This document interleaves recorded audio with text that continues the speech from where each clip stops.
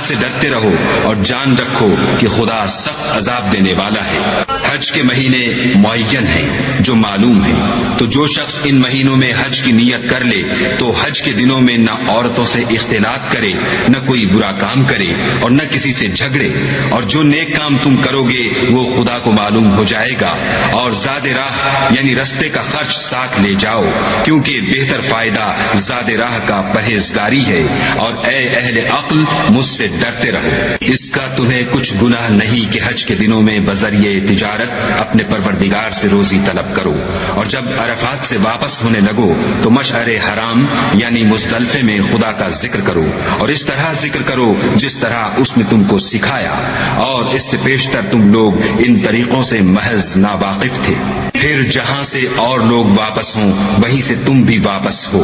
اور خدا سے بخشش مانگو، بے شک خدا بخشنے والا اور رحمت کرنے والا ہے۔ پھر جب حج کے تمام ارکان پورے کر چکو تو مینا میں خدا کو یاد کرو جس طرح اپنے باپ دادا کو یاد کیا کرتے تھے، بلکہ اس سے بھی زیادہ،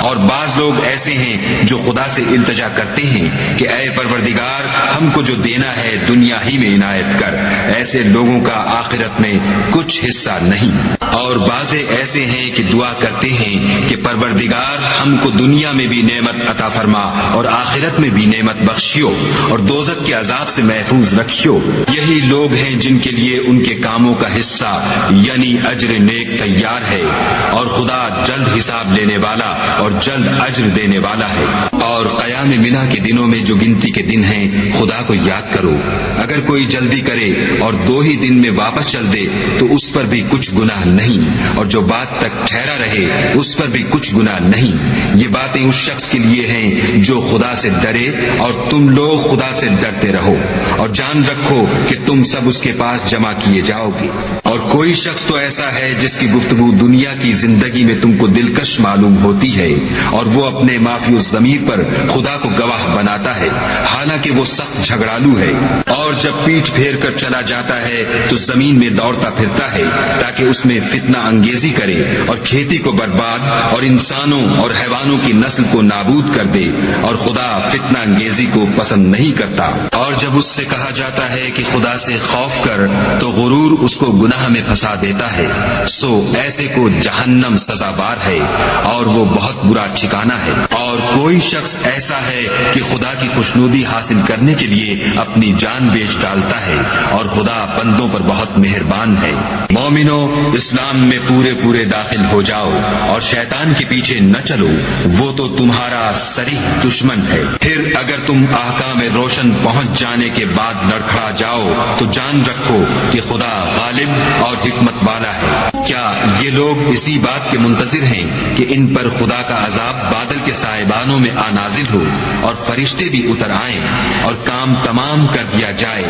اور سب کاموں کا رجوع خدا ہی کی طرف ہے؟ اے محمد صلی اللہ علیہ وآلہ وسلم، بنی اسرائیل سے پوچھو کہ ہم نے ان کو کتنی کھلی نشانیاں دیں، اور جو شخص خدا کی نعمت کو اپنے پاس آنے کے بعد بدل دے تو خدا سخت عذاب کرنے والا ہے۔ اور جو کافر ہیں ان کے لیے دنیا کی زندگی خوشنما کر دی گئی ہے، اور وہ مومنوں سے تمسخر کرتے ہیں، لیکن جو پرہیزگار ہیں وہ قیامت کے دن ان پر غالب ہوں گے، اور خدا جس کو چاہتا ہے بے شمار رزق دیتا ہے۔ پہلے تو سب لوگوں کا ایک ہی مذہب تھا، لیکن وہ آپس میں اختلاف کرنے لگے تو خدا نے ان کی طرف بشارت دینے والے اور ڈر سنانے والے پیغمبر بھیجے، اور ان پر سچائی کے ساتھ کتابیں نازل کی تاکہ جن امور میں لوگ اختلاف کرتے تھے ان کا ان میں فیصلہ کر دے۔ اور اس میں اختلاف بھی انہی لوگوں نے کیا جن کو کتاب دی گئی تھی،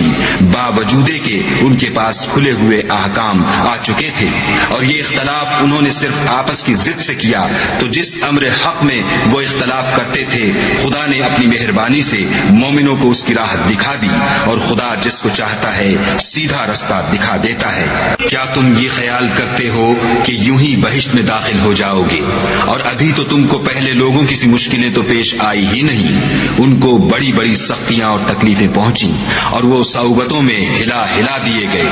یہاں تک کہ پیغمبر اور مومن لوگ جو ان کے ساتھ تھے سب پکار اٹھے کہ کب خدا کی مدد آئے گی، دیکھو خدا کی مدد ان قریب آیا چاہتی ہے۔ اے محمد صلی اللہ علیہ وآلہ وسلم، لوگ تم سے پوچھتے ہیں کہ خدا کی راہ میں کس طرح کا مال خرچ کریں، کہہ دو کہ جو چاہو خرچ کرو، لیکن جو مال خرچ کرنا چاہو وہ درجہ بدرجہ اہل استحقاق یعنی ماں باپ کو اور قریب کے رشتہ داروں کو اور یتیموں کو اور محتاجوں کو اور مسافروں کو سب کو دو، اور جو بھلائی تم کرو گے خدا اس کو جانتا ہے۔